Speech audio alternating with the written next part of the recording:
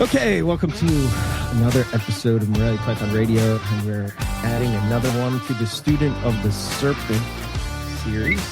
We're going to be talking about inland carpet pythons, Morelia, Spilota, metcalfei, and we have a special guest with us, Mr. Justin Julander. What's up, guys? I think. What's going I think on? you should have to give his resume. Fight Club and Yeah. at this point, right? I'm not sure. And Like, also- this is the best we could find. I mean, like, I'm sorry. I don't think we tried very You should hard. take from the bottom of the barrel. Yeah. I will say he did really write good. the book on it. It is good that he works for like 2 cases of sweet DDP, like, you know, and then that's all we have to do to get him to. I haven't received those yet, so It's okay. Soon. He's waiting. They're coming soon. I promise. all right, it's a good deal. Then. Trip. Okay. So yeah, we're going to be talking about inland carpets. We're going to go through the natural history of them and what they're all about. Justin also breeds inland carpet pythons, so we can get his perspective there. I don't know who else breeds them. Nick, who else? Yeah. Anybody else in the U.S.? I think a couple people have produced some. I know Will Philippek has a good collection of them. And then there are He those should be able to random produce people them. that like run into clutches, right? Like I know Yeah. Lon had one 2 years ago, Yep. I think. There's not an overproduction. Right, yeah, Put it that way. Yeah, not a ton of people working with them or producing them. Have you seen a level or a rise in the level of interest in them? Oh, yeah. I mean, they're probably the most sought after thing that I've produced. So that's, a nice thing when something you produce. And I'm pretty lazy at putting up ads and things like that. So, I just assume people are going to break down my door looking for my snakes, but yeah, it's Also, you're like us, where it's like, it's the most sought after thing that I've produced that I'm allowing people to take from me. Other things are mine, and you may look at it. Like that is, yeah.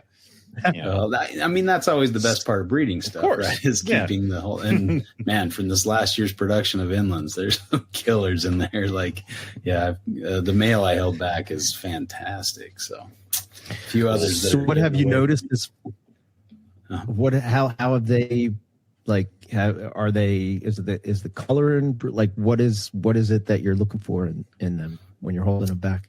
Yeah, I think originally I really like that bluish, color and kind of the more faded out side patterns, which enhances that bluish color. So that's kind of what I've been shooting for. And it seems to be kind of coming along in that direction and, more reduced patterns and things like that. And they're looking pretty good. But, this is only the second generation or maybe third generation that I've produced. So, still got a little ways to go before we see anything too crazy. I guess that's the downside of selective breeding is it takes many years, especially when the snakes take a few years to mature and, between seasons. So, yeah, I thought they were just going to be like easy automatic pilot every year. And so I didn't hold many back at first. And then all of a sudden I wasn't producing them for a little while. I'm like, oh man, I should have held more back, So that's always the trick is finding that balance of how many to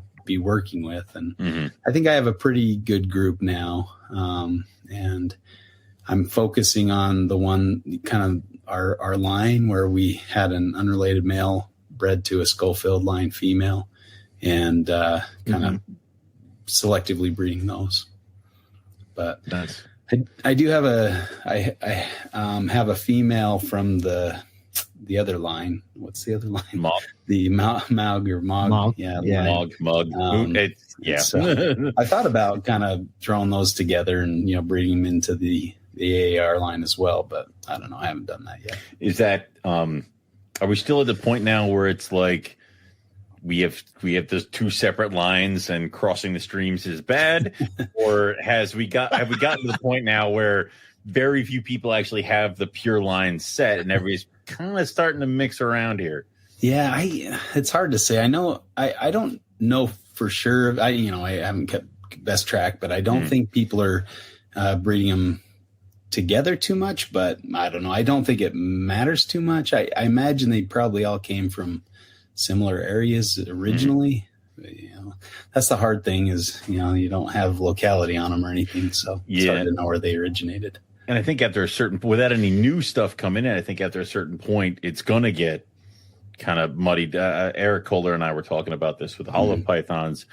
And because we've had a couple customers between the two of us who are like, I'm going to get one from you and get one from Owen because then they'll be unrelated. It's like, well, it's like, I'm not cousins, I guess. Not so sure about that. Like, you know, they will be different, but yeah. There are probably a few, you know, different lineages out there, but, you know, I don't know how well they've been tracked and where there's kind of that, you know, it's so hard with the Aussie stuff just because of the, you know, sketchy past or ways that they came into the country and things. But I don't know. I mean, they're here and they're being commonly bred, so I don't know, you know, but yeah, we didn't get a lot of that information in the beginning. So, yeah. Gotcha. Okay. So we're going to go through just, I guess basically we're going to talk about the natural history and then, you know, reproducing them in captivity, what they do in the wild, you know, how that translates into keeping them in captivity, you know, sort of if somebody wants to replicate what would be going on in the wild. Not that you can make nature in a box, but, you know, you can sort of get there. Also, how they feel about you personally, you know, all that fun stuff. So they're a medium-sized carpet, I guess, compared to the rest of the carpet pythons. I would say that they're kind of one of those underdogs in the carpet python complex. And I think it's one of those species that you have to see in person. And I think it's hard to capture and see that they're not just gray worms. I imagine they're super difficult to sell when they're babies if you thought jungles were hard. Well, when I first saw, you know, even pictures of the adults, like it's really hard to capture that subtle, you know, gray and blue undertones. And so you see them and you're like, oh, that's kind of a, you know, dark looking inland or coastal carpet or something, you know, it's like, it's cool, but you know, I have coastal, so I don't know if I need those. And then you see them in person, you're like, I was very wrong. Those are very different looking. They're really cool, and they're calm as can be. And I think what the average size is, probably a bit smaller than most of the others. I think carpets typically are around, you know, 5-6 foot average size, and these guys are like what 4.5-5 foot. So a little smaller. It's because I haven't gotten any yet. Give me some time. Maybe 5 to 6.5 feet for the, you know, for the big girls, adults. Okay. Yeah. I know a lot of people compare them as far as temperament with bredli, and but bredli have a tendency to get a little bit bigger than that. So this is an alternative. And with some of them, they do have that red, not like a bredli, but they do have some red. I know the one I have has a lot of red on it. And, you know, when you look at some of the ones in the wild, some of them just have, I mean, look at the cover of the complete carpet python book, but we'll get into all that. But taxonomy, I know that's our favorite thing, but in your opinion, Justin, where do you feel they fall? Yeah, so I mean, it looks like there could be two distinct lineages that are kind of currently in metcalfei, you know, currently under inland carpet pythons, and they're so there was some genetic work done by Ciavaglia, which was a continuation kind of from the Taylor thesis, the infamous Taylor thesis that we always talked about with the first edition of the carpet book. So they kind of took that on, and their primary focus was to identify where things originated so they could prosecute, you know, smuggling cases and things like that. They could use the genetics of the snake and say, you know, based on its genetics, it came from here. And so, you know, they kind of mapped out quite a few different individuals. Okay, so they found three or four. I think they had three or four individuals. Yeah, four specimens that were kind of grouped together, and they were separated to some extent from the main group of inland carpets, right? And between them were the jungles and northern coastal, that group. Mm-hmm. So unless they're all the same, like from the northern coastals all the way down through the inlands, down into South Australia, all that stuff, if it's all the same, then that's a thing. If not, then it looks like there's three separate groupings. And so I imagine if you're breeding things, that's probably a good, rough outline to go by, as these three separate groupings. Right. Right. And so the inland carpet pythons proper are more, located in the Murray-Darling Basin. The hardest thing, I think, is drawing a line, where you stop seeing one and start seeing another. And, they may be kind of a progressive thing, but there does appear to be kind of a border and a boundary. And you can tell the ones we're calling Flinders or Gammon ranges carpets, that grouping, they're more red. They look like a cross between a Brettles and an inland, right? They have a lot of that, like the one on the cover of the second edition of the carpet book. That one was from the Flinders ranges. So it's got all that red and yellow. And typically the more, the normal inlands are that dark black and kind of grayish back color. Mm-hmm. They might have a little red kind of infused in the bands, the darker bands, but for the most part, they're pretty much like, they almost look like an axanthic carpet, right? People look at it, is that an axanthic? Right. But that's just the normal look of the inland carpet python. So phenotype is one thing. Now the nostril is another potential diagnostic indicator between the two. The ones that were, the Flinders, Gammons, those have the nostril kind of in the center of the nasal scale, whereas the inlands have the nostril up kind of on the edge of the nasal scale, so along the border. So, and that the Flinders, Gammons animals, they share some, I guess, at least originally thought they shared a lot of genetics with these southwestern carpets, the imbricata.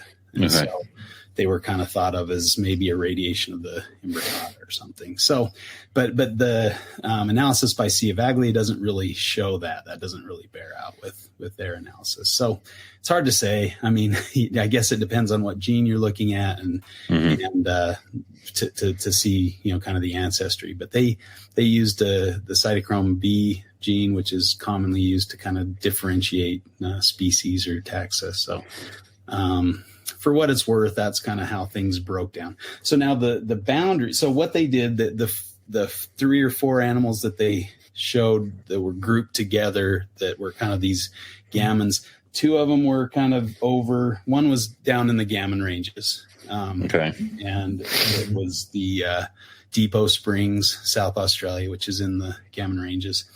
The other one was at Goiter Lagoon and Bobby Moonga, which are fairly close together. They're kind of they're a bit further north, kind of where Queensland meets South Australia, that little corner of South Australia meets Queensland, kind of in that little corner area. Right. And then Covington Mine, which is clear up north, a bit further south from the little saddle where the, what's that called? The bay there. Between like the Northern Territory and the Cape York Peninsula, that Carpentaria Basin, that area. Carpentaria, so south of there. Yeah. Right. So let's see. Cannington Mine is probably similar. Let's see what's close to. Sorry, I should have had this ready, but sorry, we'll deduct it from your grade later. So let me see how far kind of up that is. It's maybe around the same height as Mackay. It's just kind of south of Mount Isa and Cloncurry, east of Mount Isa. Okay. So pretty far up there, right? And like the Dejara, those kind of carpets, that's kind of from up there. So that's why I said like a Dejara carpet would fall on, you guys were talking on carpets and copy. That's why a Dejara carpet would kind of fall in line with those Gammons flinders. So it's kind of a narrow band going from all the way down in South Australia up to the Gulf of Carpentaria, not quite that far, but, up there. And there have been some animals found near Mount Isa that share that same red, phenotype and really cool looking animals. So, and then over, further east, that's kind of where it's hard to figure out where the border is, where the Gammons type ends and the normal inlands begin, because the animals at long reach look kind of like that same phenotype, the reds and that kind of thing. But then if you go further east, over to Agathella or Roma, I think the inlands kind of come up that far. So the river systems kind of have that north-south general, maybe north-east running direction. And so that's kind of maybe how they got up there and maybe why they're closer relations to the northern coastals, because they kind of go northeast and that's their roads, right? Their roads are meaning the river systems, right? And the trees, that they hang out in. Kind of run in a northeast direction. And so maybe that's why they share maybe some background genetics with the northern coastals and jungles. But so I don't know. Is that clear as mud? That's, yeah. No. I mean, sure. And don't they?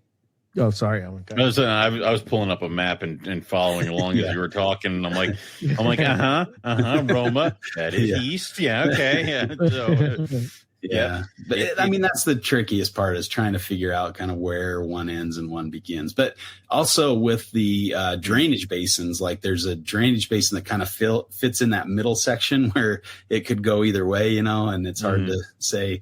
And it looks like the drainage system that we attributed to inlands actually probably should go to the Gammons type carpet. So, the range, I already want to change the range map in the second edition of the Carpet Python book. Forget this book. Start again. Yeah. That line between the two should probably be further south than it is. So that's gonna, I guess, to maybe help with the discussion. If you have the book, it's on page 99 of the book. The range map showing these two populations. And so those ones, like around Wilcannia and Quilpie, those are all typical inlands. But if you go north, kind of further, the few dots north of those, north and west, those are probably should be in the purple color rather than the red color. So I think that line is somewhere just north of Wilcannia and Quilpie, or maybe around Quilpie is the line. Yeah. And don't they intersect some with diamonds too, don't they? Isn't it? Yeah.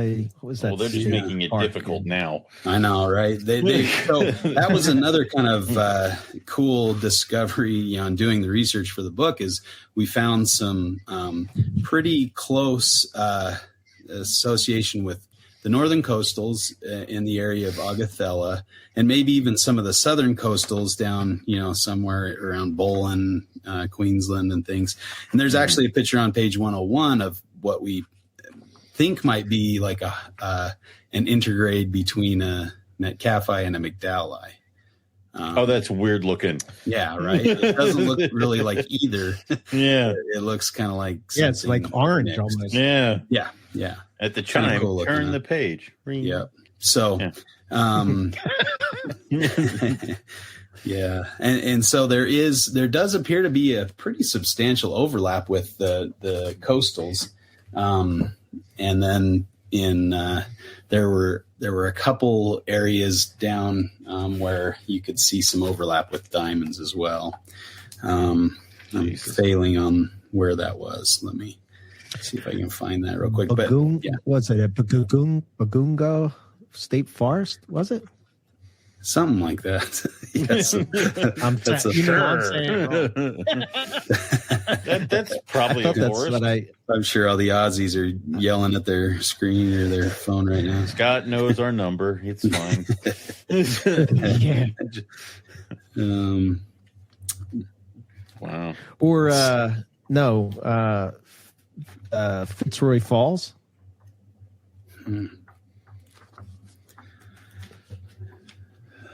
I thought I saw that on page 102. I'm ahead of it. I read this just a few minutes ago, but of course it's out of my It says, my yeah, head. Fitzroy But, Falls.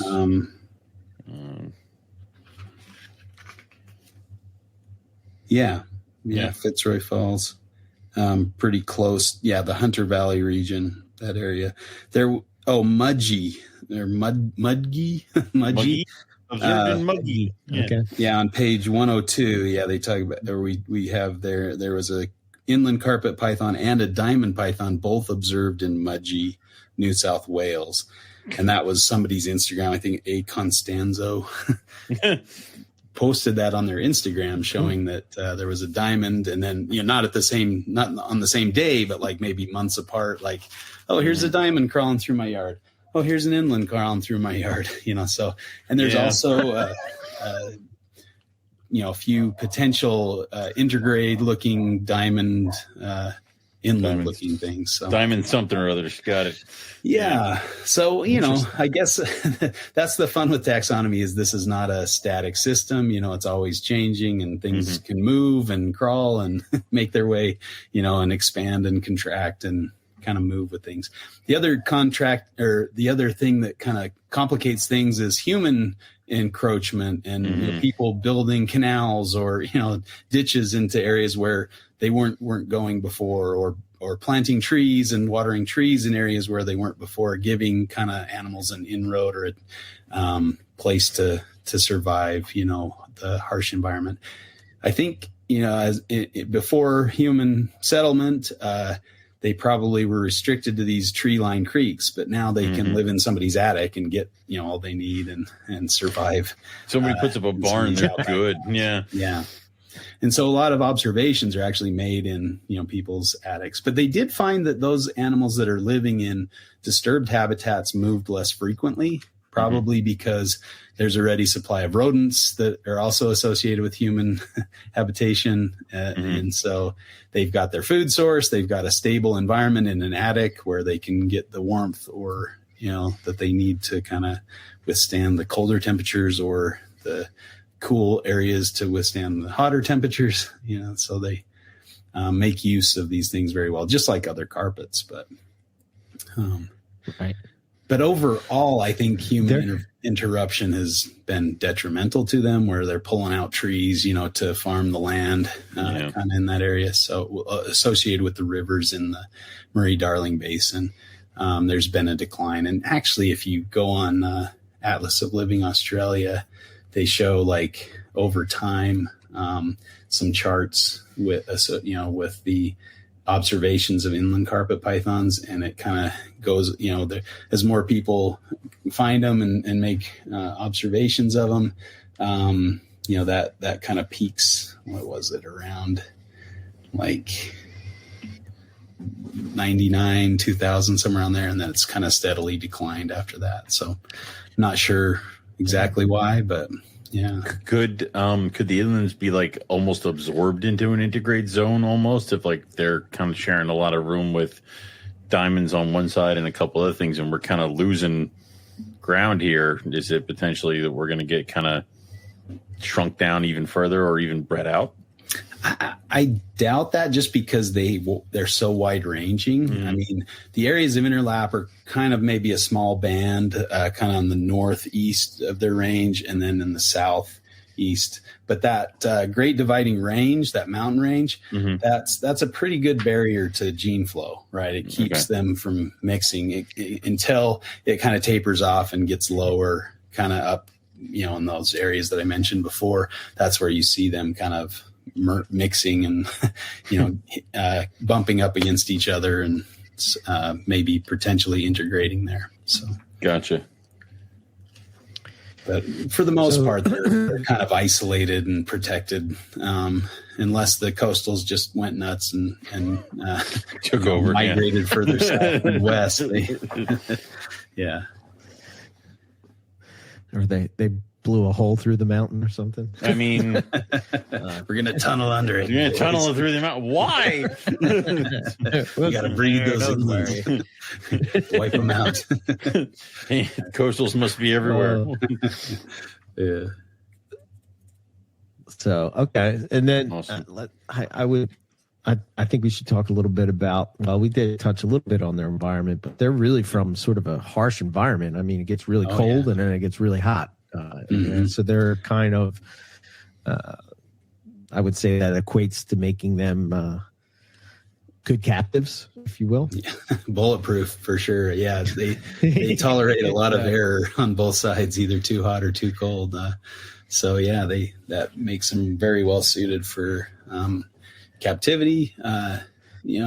Not that we should hit them with extremes, but they can tolerate a lot of keeper air in some ways there. So, but yeah, they come from a tough environment, and they're well adapted to there. But of course, they're finding places and they're taking advantage of things like rabbit burrows and rabbits and different things that weren't there before, but they can make use of now. Like I said before, attics and things like that, so they're pretty adaptable, but, in their wild environments, you can find them in tree hollows. I've heard that they like, nesting parrots. And so they'll go in and, eat the fledglings and then kind of hang out in the hollows and where the parrots nest. And so they have their food supply as well as a shelter site. They, have been found in rabbit burrows and other burrow systems, especially when it's hotter. That helps protect them from the high heat and the low humidity, that they can experience. And in the summer, they're primarily nocturnal. They're not going to be found out in the day as commonly as in the winter time. Yeah. Right. It's just too hot, right? Yeah. I think the temperatures are getting up there into the hundreds, right? Oh yeah. Very, very hot there. over hundreds. Yeah, for sure. In some places. And then it can drop, 30, 40 degrees and be down in the 70s at night or 80s at night, so it can drop quite a bit. That's the deserts are notorious for that fluctuation, and they've done studies to show that inlands are very good at maintaining the heat that they've, built up during the day. Through their posturing, they can kind of coil up and maintain that heat until they want to have some activity. And then that heat kind of slowly dissipates until they get too cold for activity. And then they can kind of coil up and wait till it heats up again. But, the larger adults are better at maintaining their, thermal, regime as compared with like a juvenile animal that gets colder much faster. So they're more active, kind of twilight, not very late into the night, but the adults can kind of mainly, especially during the summer, can go, all night long and be active down in the 70s or, colder temperatures. So, going for like breeding and stuff like that, do we have to drop them further than you would a normal carpet? Like we're looking at almost bred-like temps. I mean, I think they definitely, that will be a stimulus that they'll respond to. I guess I hesitate to say it's necessary because they can be found pretty far north, but where they're in the desert, they do have those nighttime drops that are pretty dramatic. And so, also in the book, the second edition of the Complete Carpet Python, shameless plug. Shameless plug. Yeah, we have temperature and moisture graphs from, different localities in the wild. So Mount Isa, Agathella, Dubbo, and Arcula, South Australia. So those 4 different localities, we have the temperature graphs on page 123. So you can see, it gets up into the, low 40s for highs, average highs, and then down, as low as 10 degrees during the winter time as an average cool temperature. So yeah, they get down in the single digits centigrade, which is about 30, 40 degrees. So they get down close to freezing. And then they get up, close to 100, 110, something like that in the daytime temperatures. Not that they're out in those temperatures, but that's their environment gets them. Right. And then it's very dry. There's very little rainfall throughout their habitat. And most of the water courses are actually pretty dry unless there's flooding in other areas they might be running. And another huge detriment is probably the kind of control or taking over of the water and diverting it for crops and things. And so that results in these water courses that are almost permanently dry because they're either damming up the water to use it, somewhere along the way. And then everything below that gets dried out and eventually has to move on or die. So that can be problematic for them as well. Is it, because I would imagine if they're preying upon birds or whatnot, wouldn't birds be very, coming there, as the rains would come for limited time that they would come and water course would fill up and, have we seen on planet Earth many, many times? Yeah, right. Yeah, they definitely have a seasonal feeding activity, especially with birds, where birds will come into those areas when there's, seeds to eat. They're not going to come in there if it's dried out and nothing to eat. So, and they're not going to breed probably if there's not much to eat either. Same with the centralian or the Brettles. They also have that similar cycle of, boon or bust. All the birds will come in and breed. I heard something about Brettles, like if there's grass, a lot of grass on the ground, then they're probably going to be up in the trees because the birds eat the grass, the grass seeds and things. And so that means there's probably more birds around. So they're hunting birds. But when the grass is all dried out, that's when they're probably going to head to the water course, permanent water courses or rocks and things like that, looking for mammal prey. And so you very rarely find Brettles like on the road. Like you find Stimson's pythons all the time out there because they're out just cruising along, on the ground looking for rodents. And the Brettles are kind of seasonal. Sometimes they'll be out looking for rodents, but a lot of times they're in the trees looking for birds. So, if it's grassy, look up. If it's dry, Right. Somebody write that down. Is that why? Is that why it's? It seems like I could have this wrong. So maybe I should ask you this: Are they a harder carpet to find? In the wild? Yeah, they're much less frequently found than like the coastals or the jungles or things like that. Yeah, they're. I was looking at a few YouTube videos before this of wild coast or wild inlands that were found, and one guy found he had herped this area in central New South Wales for quite a bit, and that was his first one that he found. He says they're very hard to find and very rarely found. And he found it like in the winter time, when he wasn't expecting. He looked in the summer a lot, but then he found one in the winter. It was associated with some rocky outcrops. So similar to diamonds, they'll kind of move habitats depending on the season. So when it gets cold, they'll move to the more thermally stable rocky environments. And then when it's hot, they can move out into the, water courses and trees and things like that So depending on the season, you're going to maybe have different ways of looking for them, similar to the Brettles. Wow. I know you have ticked them off your list, but have you been in the area where they are from?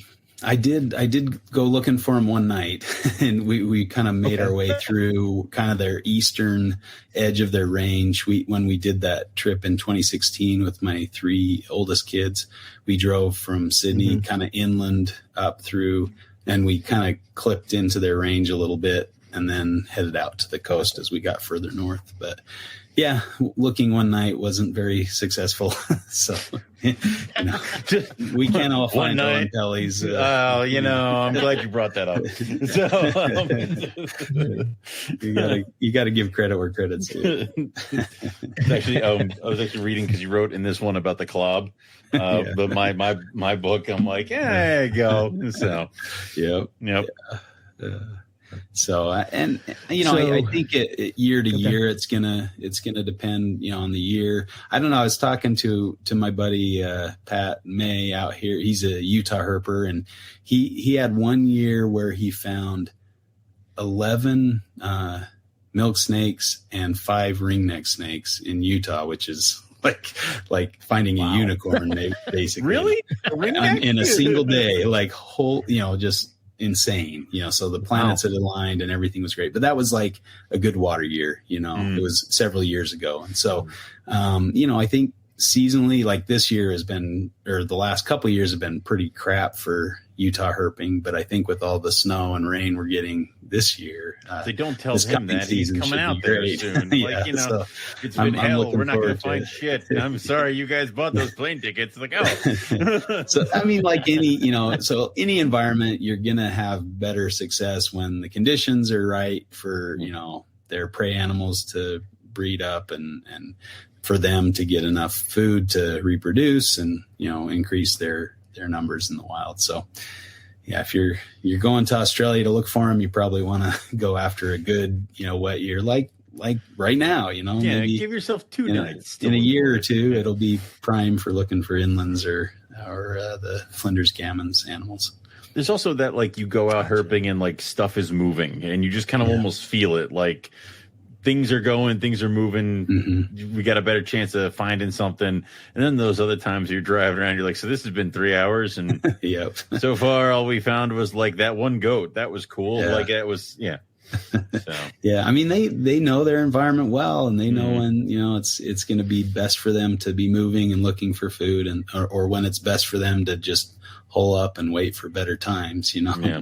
And you don't want to find yourself, you know, flying across the ocean, but you know, it's hard to plan for that, of course, you know, unless you live there and you can see, oh, the rains are coming through, I'm headed out, you know. But with that day in Arizona, Eric, when we were herping out in the desert, and all of a sudden a little rain came through, and all of a sudden it was a time, it was just a small storm, but all of a sudden everything started coming out, and finding coral snake and a few different rattlesnake species, and that was a good night. So that was a very good night. It always seems like right after a rain, like you have a deluge of rain for like 10 minutes, and then the sun comes back out. Everything is how we found the frilly. That's how we found like, you know, what was it? Was it Texas? That was the night we found the gopher, I think, after we got soaked to the bone running back from after we found that. Oh, Oh, the rocks are falling off the. And we found the snake that you said, I see it, and then I drove away. We're gonna keep doing this for the rest of our lives, are we? What do I gotta do? Do I gotta go find the snake now? Like, it's the other hand from the Owen Pelly. You know, you got if you're gonna take the good, you gotta have both here. You gotta have the balance and the force. That's how it'll stop. Is I'll find you that snake and bring it to you. Yeah. Very good.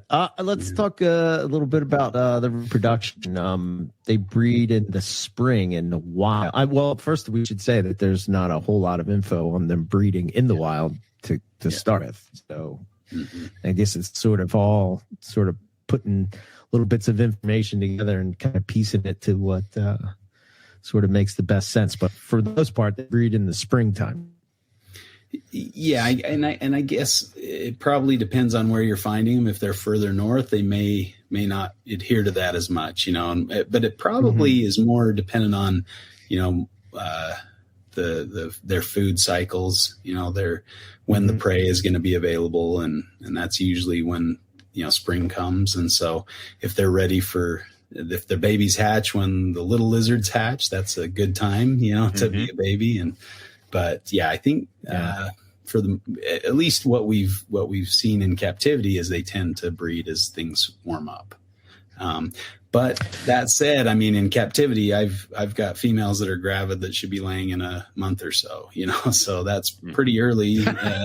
But again, they're in captive environment. They've been, few generations in captivity. So, it's hard to make inferences based off of that. Yeah. Didn't Chuck breed them? And it was like a big thing on the MP forum that it was like, they only breed in the springtime. And then he's like, well, they're on eggs right now. Wait did Chuck to just be like, I'm going to stir this pot and walk away. Like, thank you, Chuck.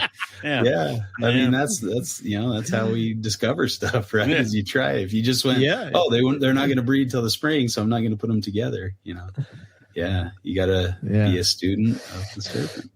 Oh, yeah. Nice. The roll credits. Yeah, it was a nice. Full So I think in captivity they can be bred along a similar, typical Python schedule. If you're, cutting, feeding in the fall, and then you're cooling them, and you can put them together and cool them together, and they'll breed and produce eggs along with your jungles or coastals. So I don't think that it's a firm and fast rule with them, just like pretty much anything in captivity. Ball pythons, you can get eggs pretty much every month of the year. So it just depends. I think it's one of those things where we're not looking for it. Like we have the set idea of when season is in our brain.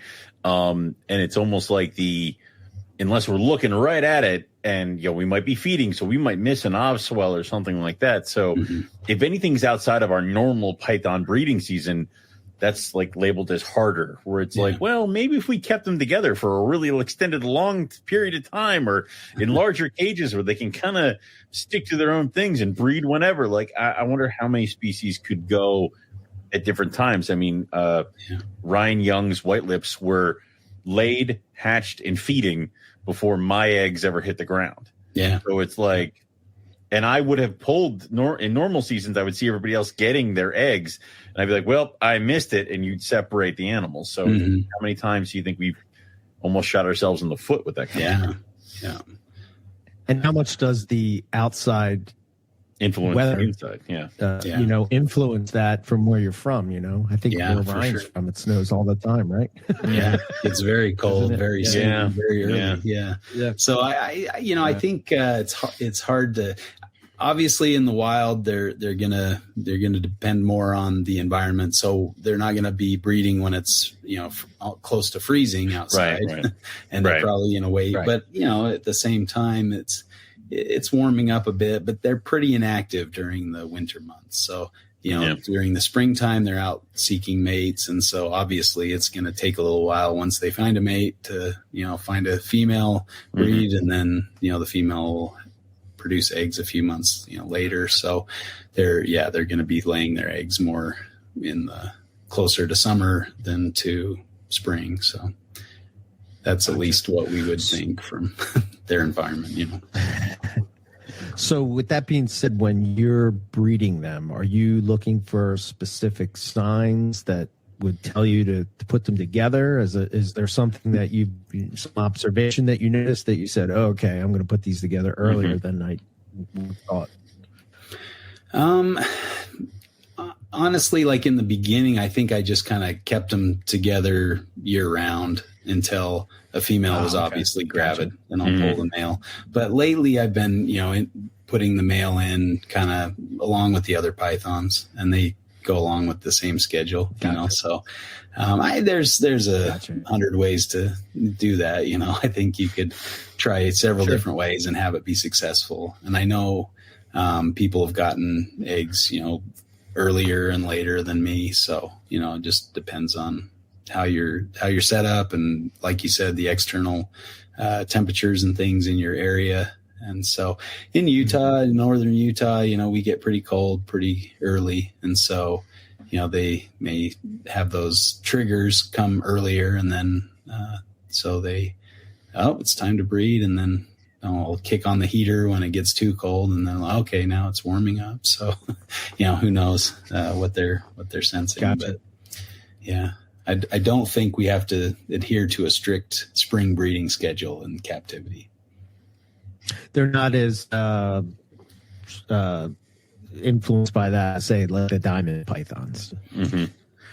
I mean, they could be, but yeah, I guess Chuck maybe showed us differently, but he's also in Southern California, so that could be similar to a more northern climate, and I think, like, they may be adaptable and they may be able to go earlier if the conditions are right, or if it's warmer outside or things like that. So I think a lot of things play into that. When you're talking about a range that's several, a couple thousand miles or, like wide, that's a big difference between, the ones they have some room far south as well as the ones in the far north. So, yeah.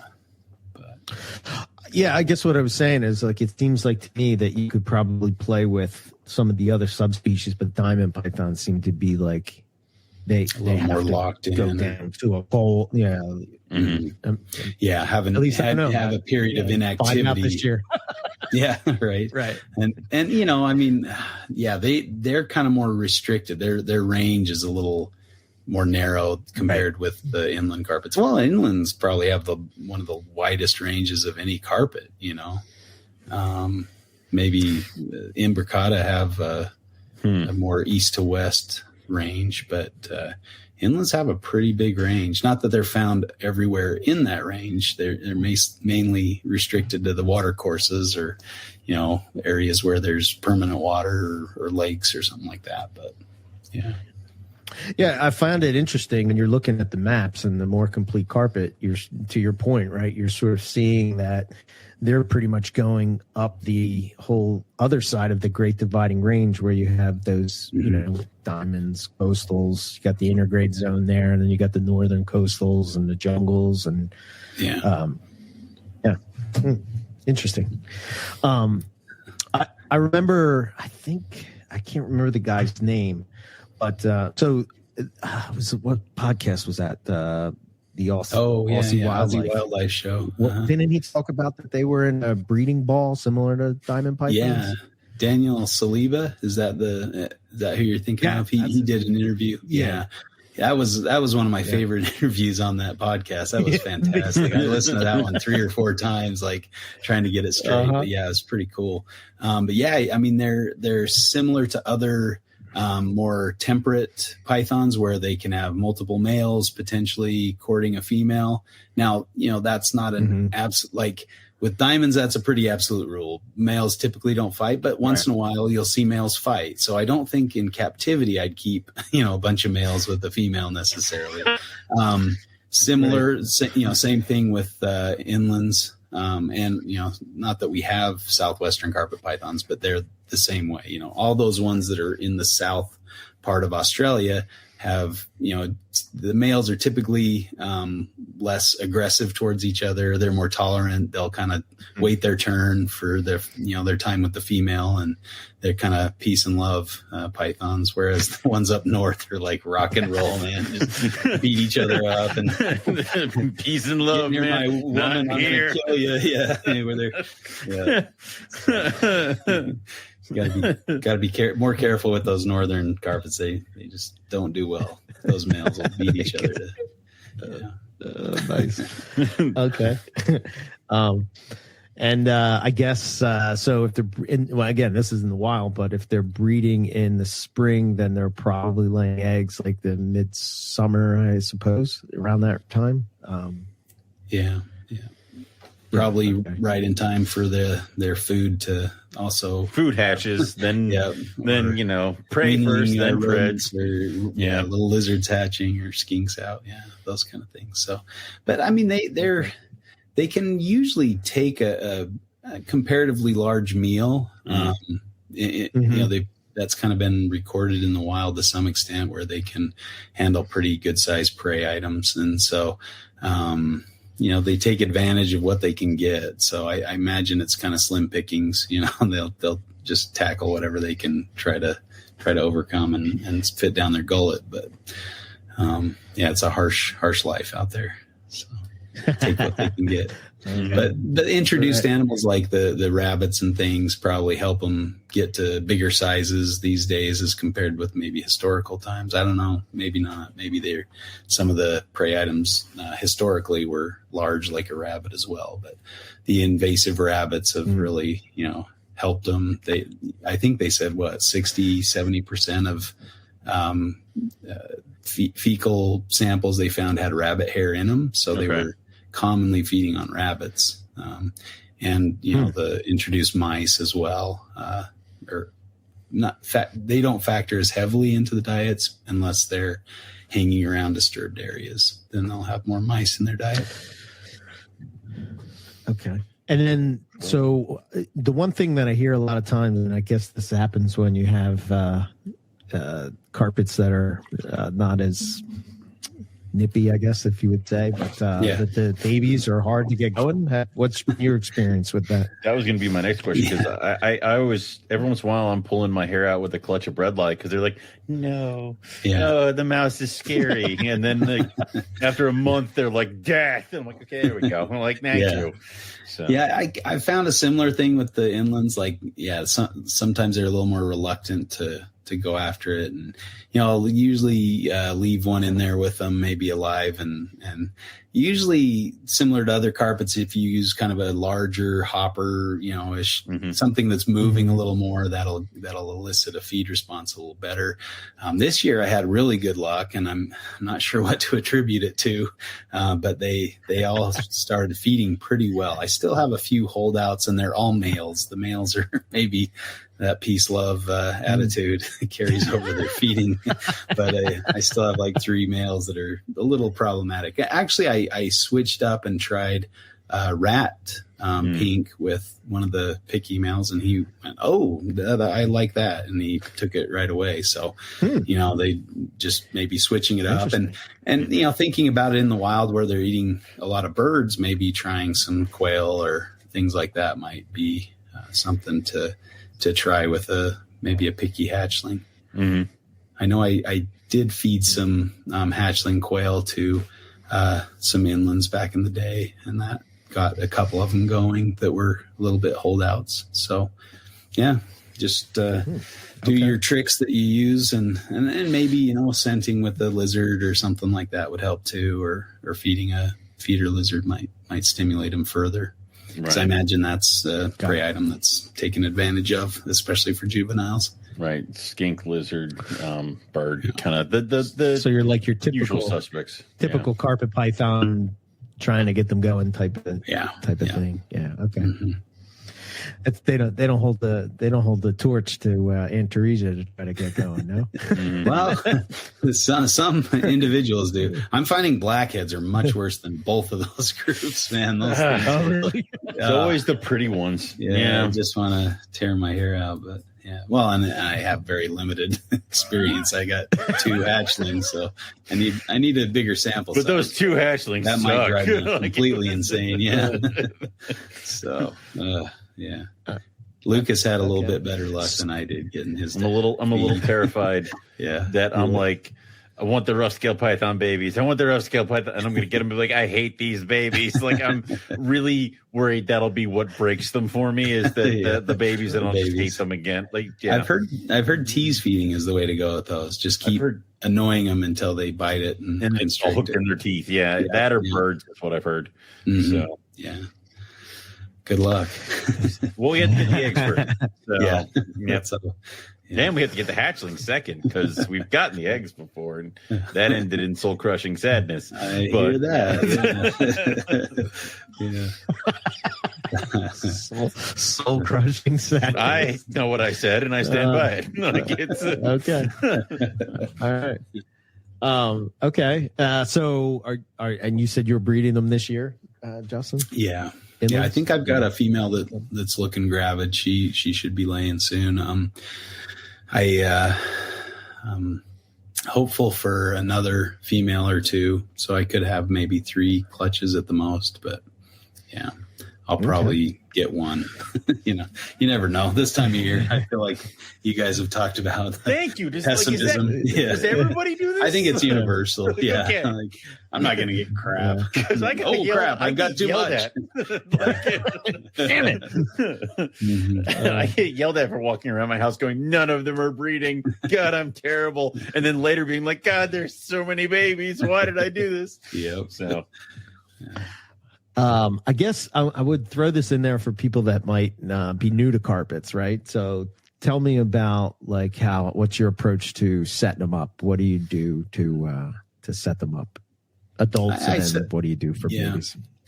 The adults, I like to set up my adults with lights, so for the heat source, and then the lights go out and they have kind of a pretty good drop at night. 10, 15, 20 degrees. So they're down maybe in the 70s, depending on the time of year too. Like in the winter, they'll get down maybe into the 50s or low 50s.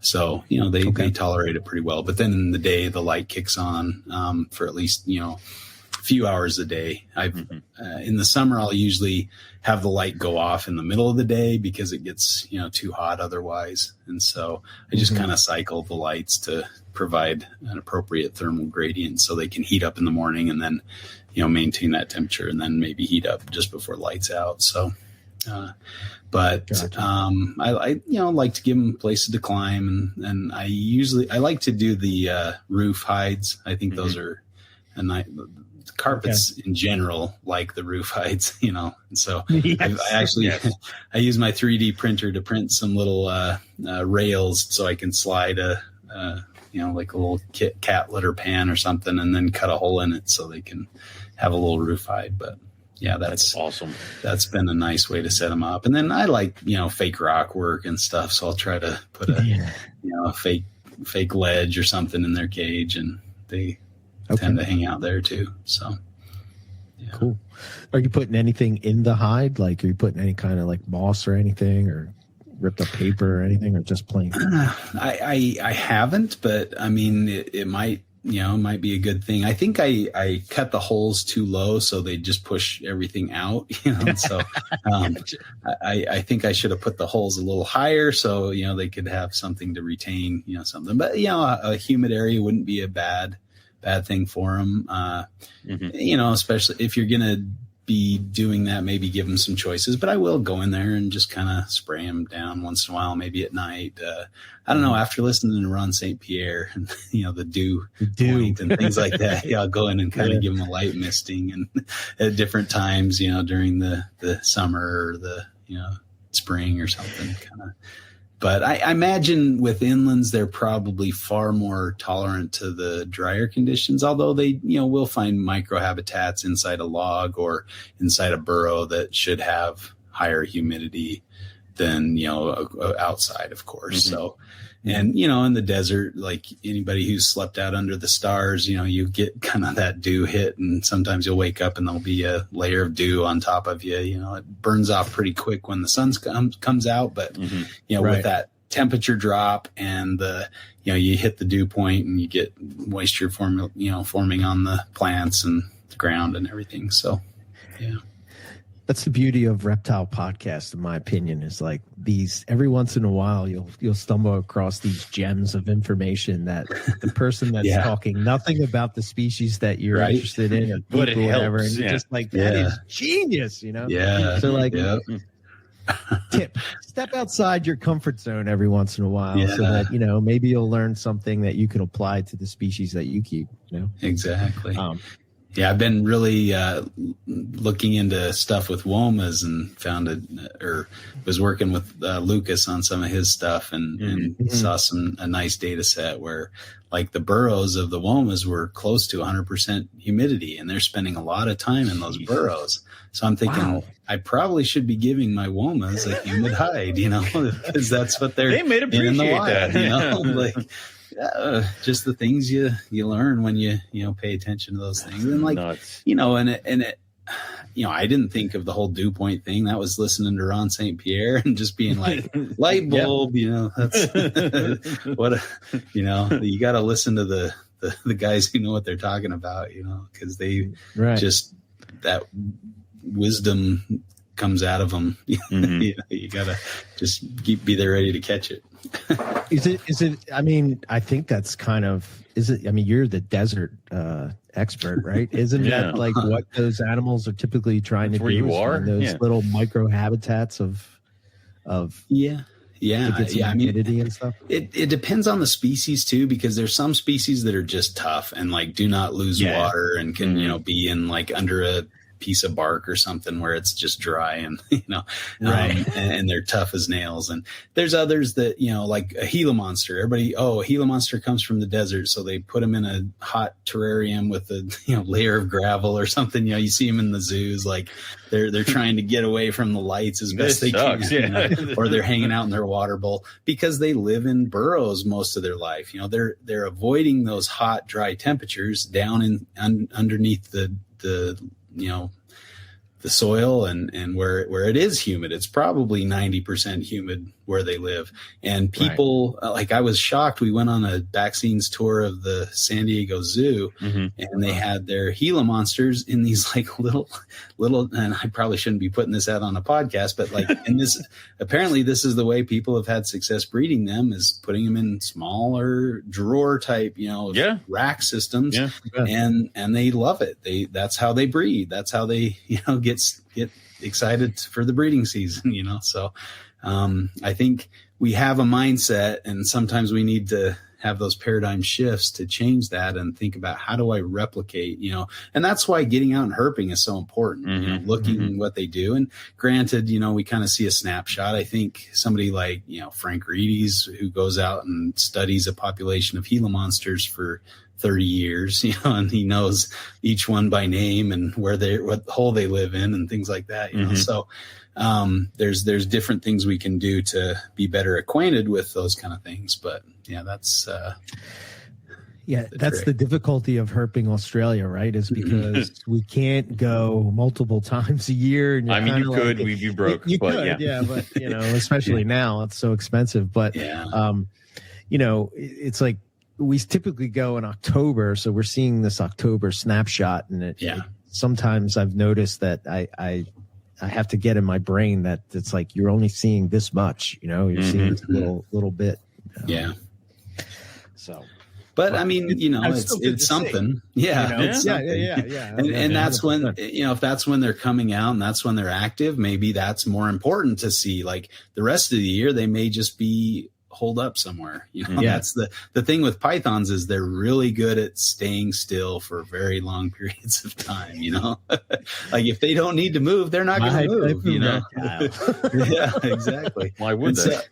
They're built to be efficient. They're built to not feed a lot. They're built to sit in one spot, and they don't need to go exercise and things. So every time I hear about exercise now.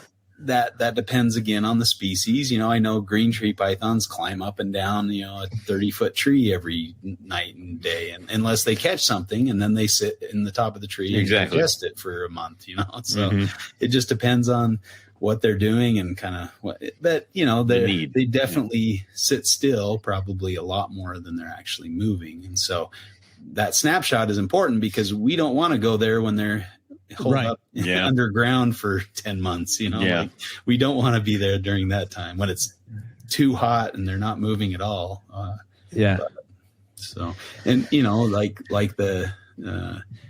the ones that, you might find them in times that you're not expecting them. In the winter, they might have to come out to bask a little bit to warm up, so maybe kind of as the sun is coming out and the temperatures are climbing a little bit, that might be the best time, like early spring, for Gila monsters, especially in Utah, that's the only time you see them, is like right when it starts to warm up.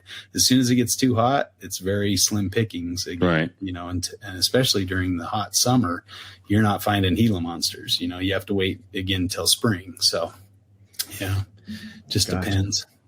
But in Arizona, they get the monsoons, and so you find Gila monsters in September and August. That's July. That's when you find them because they're coming out with the rains of the monsoon season. So, just have to know the environment where you're looking and what kind of time to expect. That's why I kind of like these databases like Atlas of Living Australia to some extent, because they kind of show you like when they're finding these, when animals are out crawling and when they're finding them. And, you have to kind of balance that because people are doing scientific studies or they're doing pit traps and things, and so they might find them like off season where they're not, because they fell in a bucket. They fell in a bucket. Yeah. or they bulldozed a tree and pulled one out and like, okay, we found one. Well, did you? Did you really? Yeah. If I took a bulldozer and went through the brush, I could find a bunch of shit. Like, Yeah, exactly. But even then, you can do everything right, and it's just luck sometimes too. Where and I would just say, don't get discouraged if you don't find it the first time. Because I mean, what is it? When we were out in Arizona, we went to the habitat where the clubs were, and like it was the first day we goose egged with nothing. Next day we went back again. Like that's when you something subtle changes. Mm-hmm. Yeah. There you go. Oh man, wasn't that just miserable when you're not finding them because you're getting all those stupid stickers in your socks and drying. I threw away all the socks I ever had in Arizona. You couldn't there's keep no them. point. Yeah. Oh, those were the worst. Like you just getting them all. Now herping in June. No stickers. No sticks? No stuff in your socks. Like very little. It was very nice. Yeah. Rob's like, go walk through those bushes, Owen. Yeah. We will come back here later. Yeah, and those Velcro things that'd be all over your pant legs. Yeah. Those things were fun. Yeah. So Okay. So I guess the last thing that I would hit on is probably so if you're interested in morphs of inland carpets, there is none in the States. Not a single one. There's nothing. There are no in the States.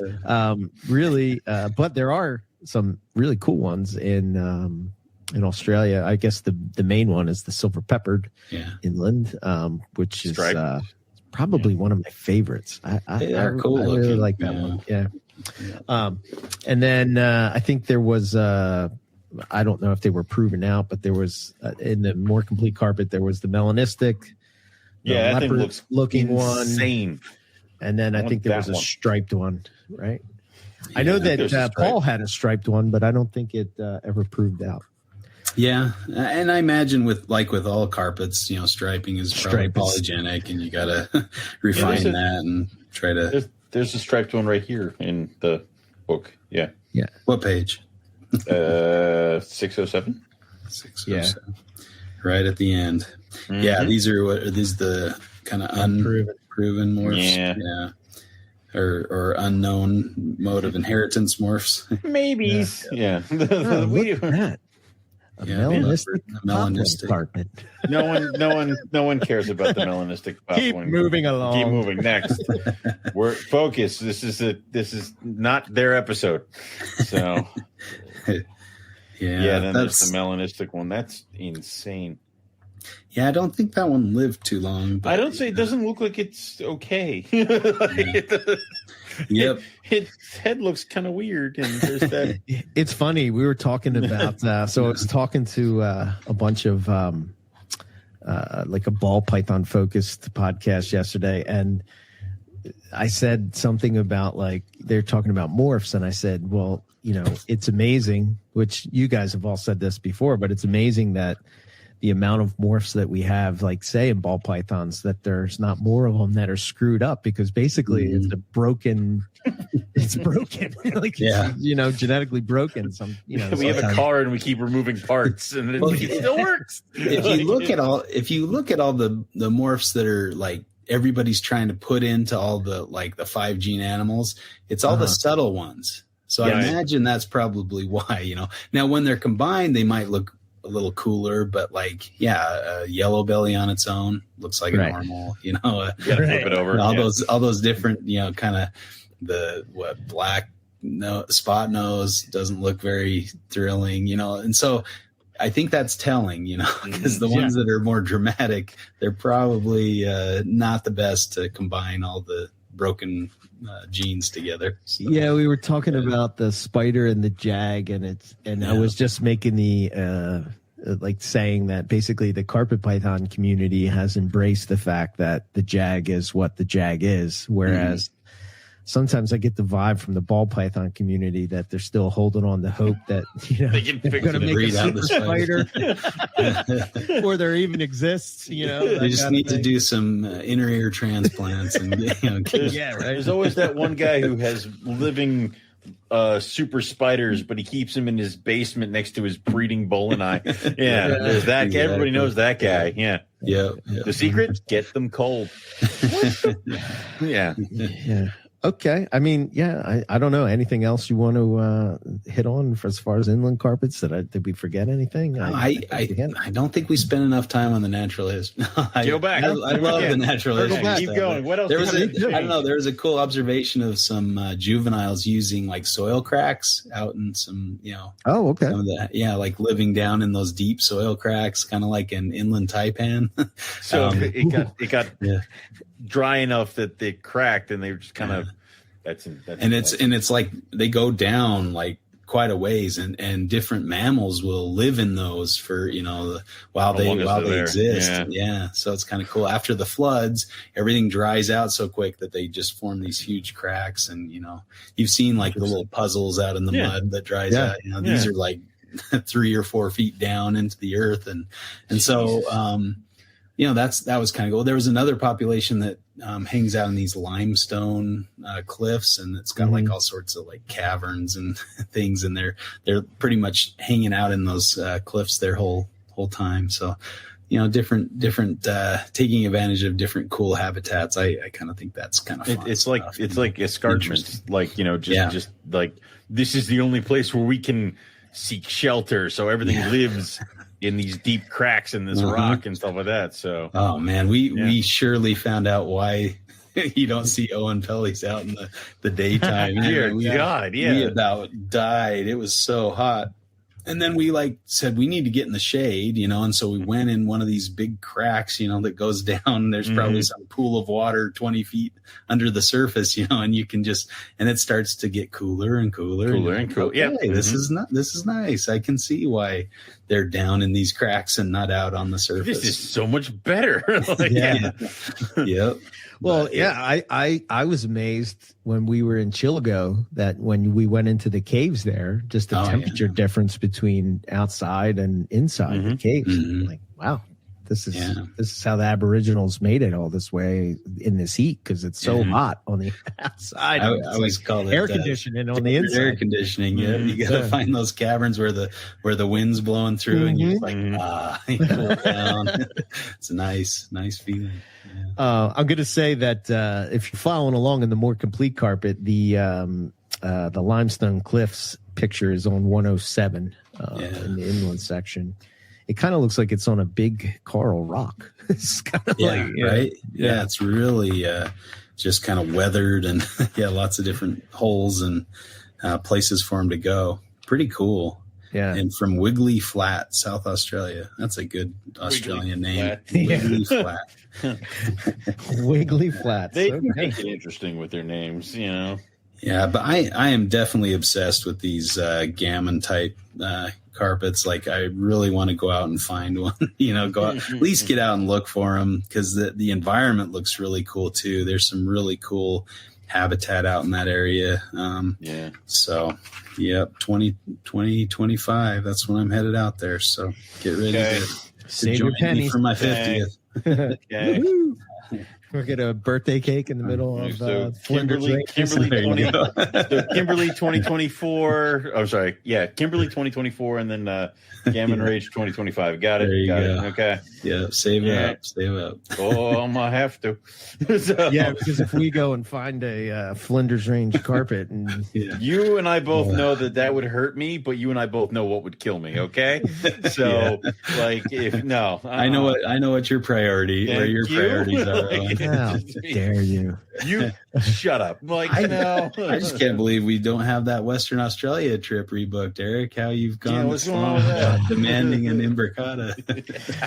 I know. It's because he got to play with it was amazing to see one for sure, no doubt. But that's from what I've seen in the wild, the variability. Going to a zoo, what's wrong with you? Yeah, exactly. Yeah, it's fine to see one in captivity, but when you pull one off one of the pinnacle rocks, that's the pinnacle of finding them. Yeah, 100%. Yeah, they're. I don't know what it is about. Probably because they're unattainable for us. So it's like that, He doesn't want to be tempted. I don't know. I'm disappointed with a lot of the ones that I've seen in captive populations in Australia. They're always kind of dark and You need a lot of black. Yeah. They're okay. But like the one I saw out in the wild, or the couple that we've seen have been just phenomenal looking, and you're like, oh man, why doesn't anybody have these? You picked this one over that? Like, what's wrong with you? I don't think they had much choice. I think that's similar to like stuff in America, Western Australian stuff outside of Western Australia is you get what you get.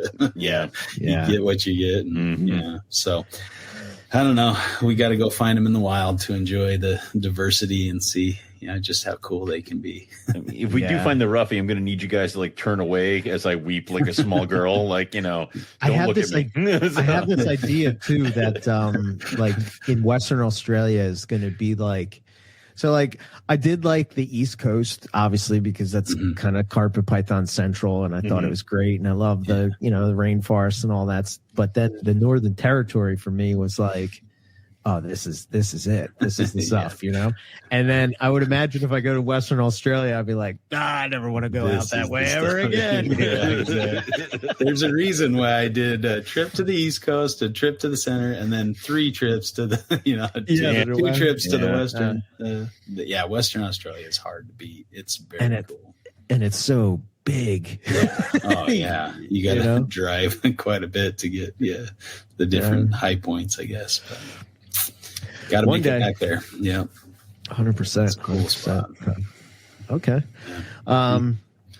I think I don't know anything else. I think we kind of did it. Inland carpets. They are the underdog. Check them out. You should definitely pick up the more complete carpet python.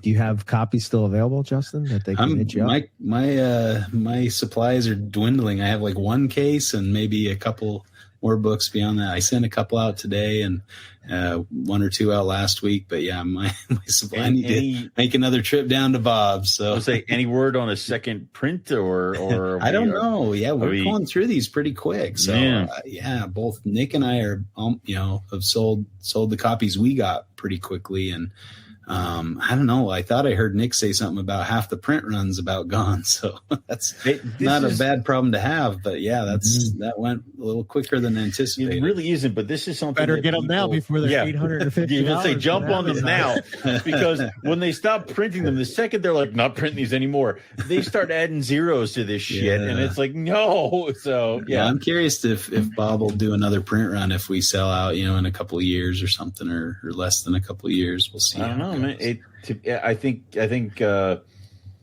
both have done better than some of the other books I've seen where it's like $4, get this out of my store. Like it's like okay. So I guess you can do a quantity or which is it's fine too. I'm glad for books that are cheap and So am I. It's how half the things got back there. Yeah, exactly. Yeah, it's definitely an awesome book. So if they wanted to get it, they just go to your website, right? Sure. Yeah. Shoot me an email and I can work it out, arrange to ship you one. Shipped them all over the world. Yeah, I've shipped probably 75 books over to Japan, and wow. Yeah, about that, or maybe more than that, to Australia. And the other question is the beautiful poster that we have back here, is that something else that is potentially orderable, or is that gone now? No, you can find it also on my website. The carpet python poster that's kind of the companion to the second edition. The visual aid. No, I did get this cool painting. Well, it's a poster, but it's a post. It's a carpet python and a lace monitor. I don't think that lace monitor is being very nice to the carpet python. No, now I'm 100% sure it's not. Yeah. Who did that? That's cool. Awesome. I haven't seen that one before. I found it on, where did I find it? The sky's kind of Etsy, tricky. I think. Etsy. My wife got it for me. That's cool. Yeah. There was this woman that did all these cool Central Australia paintings with like parentes and stuff like that, and it was really cool artwork. But I don't know that you can get those anymore. That kind of reminds me of a similar thing, you can, look up Parenti art or something and find those pictures of them. But she had like a book or something. So, oh, really? Kind of interesting. Yeah. Cool. Yeah. Cool. Great. Cool now stuff. we're art collectors, and snake collectors. Yeah. The carpet what python else? poster you can find on my website as well. I was trying to explain the breakdown to some people. I'm like, screw it. Hang on. I took a picture and I just sent it to them. Like, here, that's where we're at now. Like, and it's got the controversial adjusting of the range maps. And well, yeah. If I bring you a bunch of Sharpies, do you want to like change it in my book? Just kind of. That is. This is where I put the line. I want it here. That could change. Yeah, I better use it 2 years from now or something. Change again. Yeah, exactly.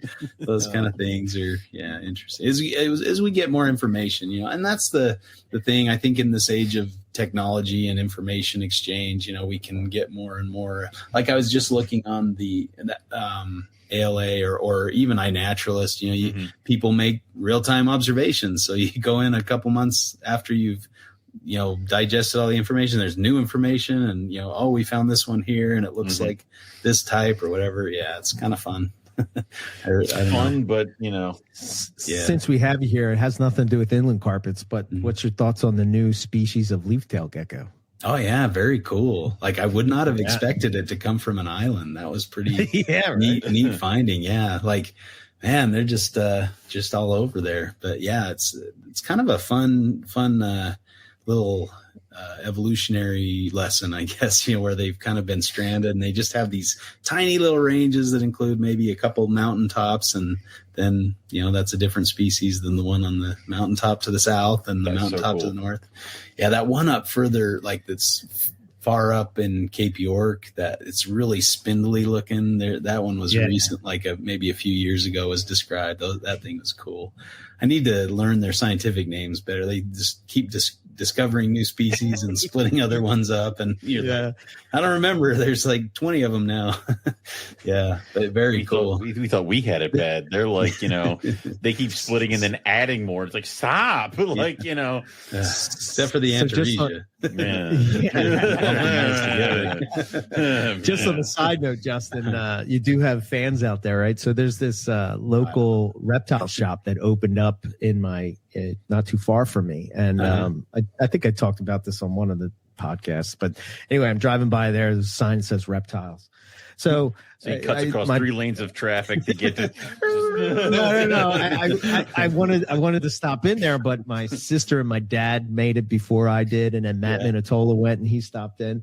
So finally, I'm like, well, what the hell, man? I'm telling everybody about this, but I didn't go in there. So I'm talking to the one guy, and he's like a field herping nut, right? Oh, cool. And he loves the desert, right? Yeah. And he's talking about all these trips he did to Utah and Arizona and all this stuff.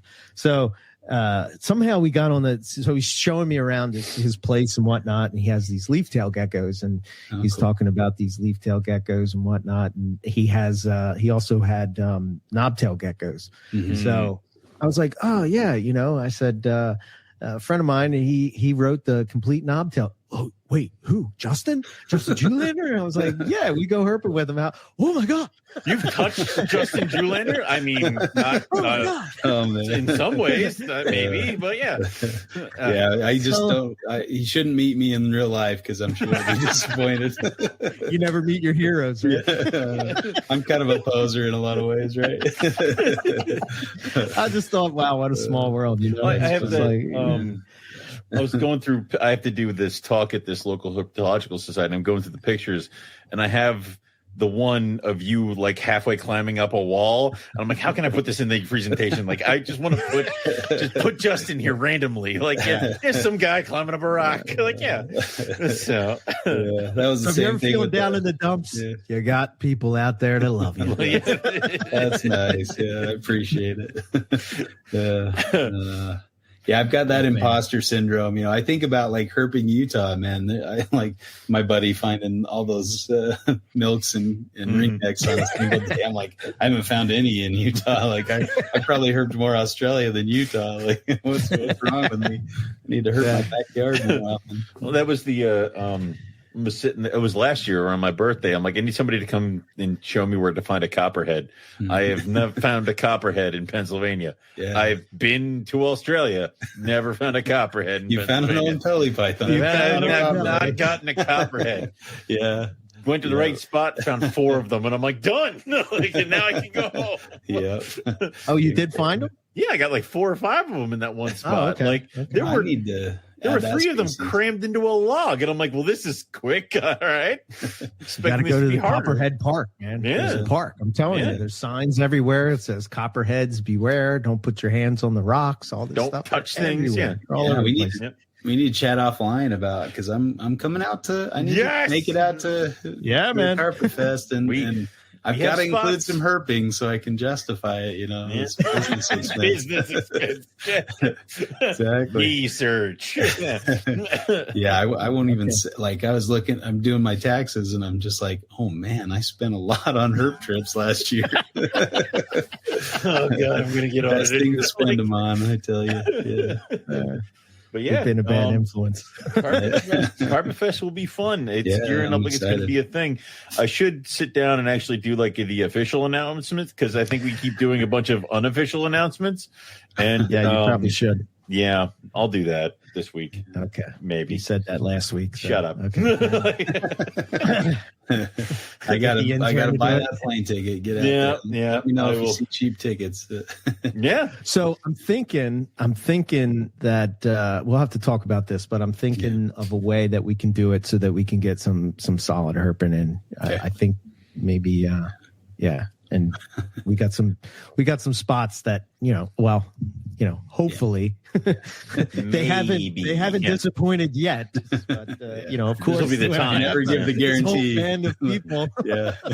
Not a single timber. Sure, Eric. Yeah, Copperhead Park. You always find them here. They're crawling. Timbers everywhere. Okay.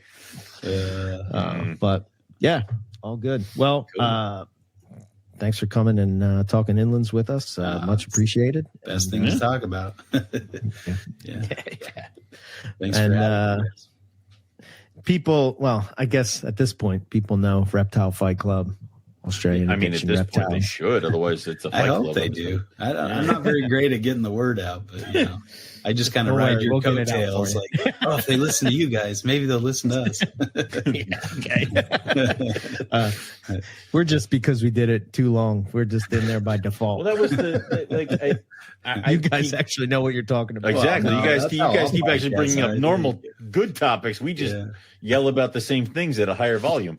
But I did like the show on the just on a side note, the selling large reptiles in pet shops. That was fun. I really like talking to Mitchell. He's a cool guy. Yeah. That's a weird question. Like that's so weird that you just brought that up because I just got tagged in this stuff on Facebook where some random person in New Jersey is trying to find a house or a home for a quote unquote very large snake, and they won't specify what it is and how large it is. And it's like, well, what are we looking at here? So it's like, Owen's thinking Crebo. Can I use this? What do you have? What do you got? Berm, retic, boa. Like, what do we got? And it's going to be a large corn snake. Like, what is large to this person? Is what we're going off. But it's like, it's weird. Yeah. It's weird because we were talking before the show about that alligator they found too. It's like, and we police our own ass. Anyway, did you guys see the Omaha, the Henry Dorley Zoo? They bred Parentes. Yes. Yeah. Matt. What's his last name? He bred. I think he got 7 or 8 to hatch out. Wow. Yeah.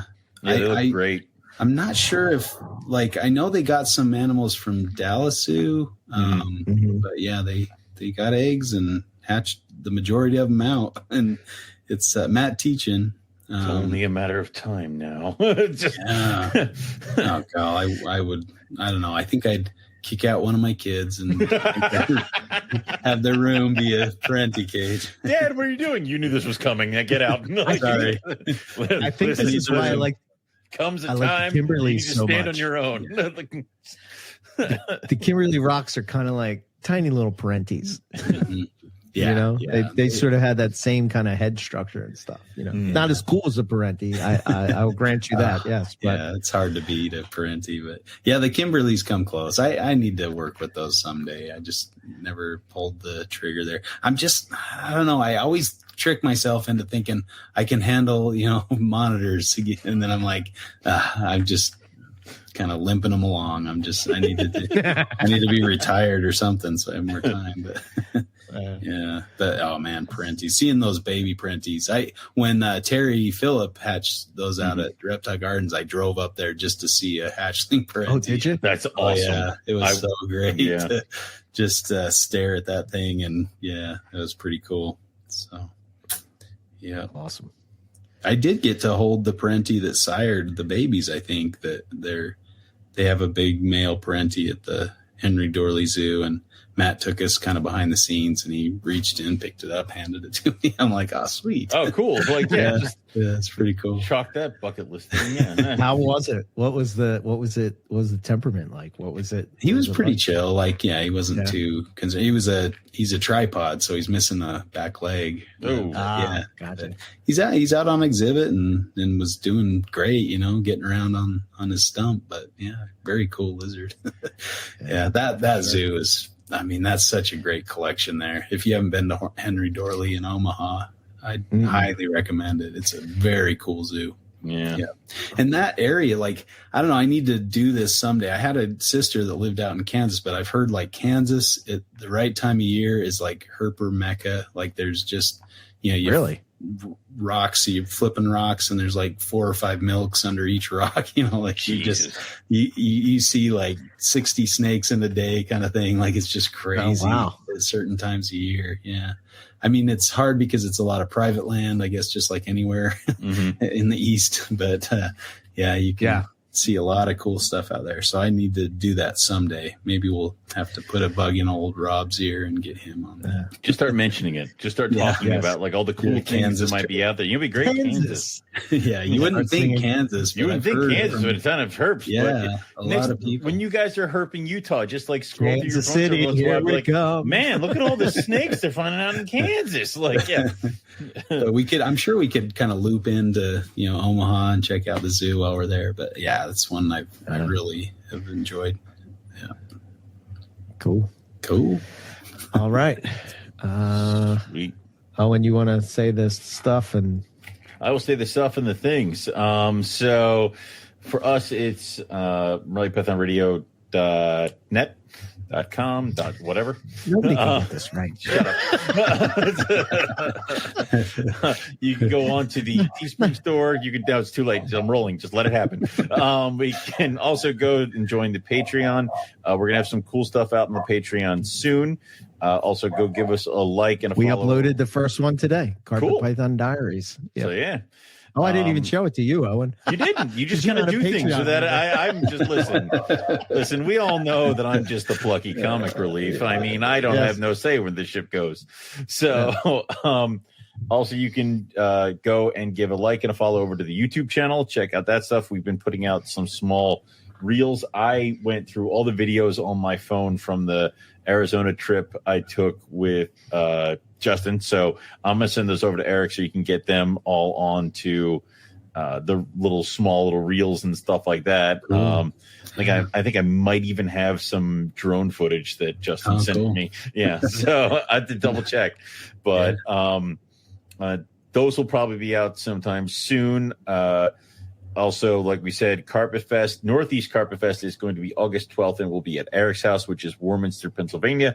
If you're looking for all that stuff, I will put out the official announcement this week, which will tell you where you can find hotel rooms, how long we're running it to, and the rules. The rules are very important. So please listen and look at the rules. Damn it. That's all I think we have for you guys this week. We'll catch everybody next week for some more Reptile Fight Club Radio.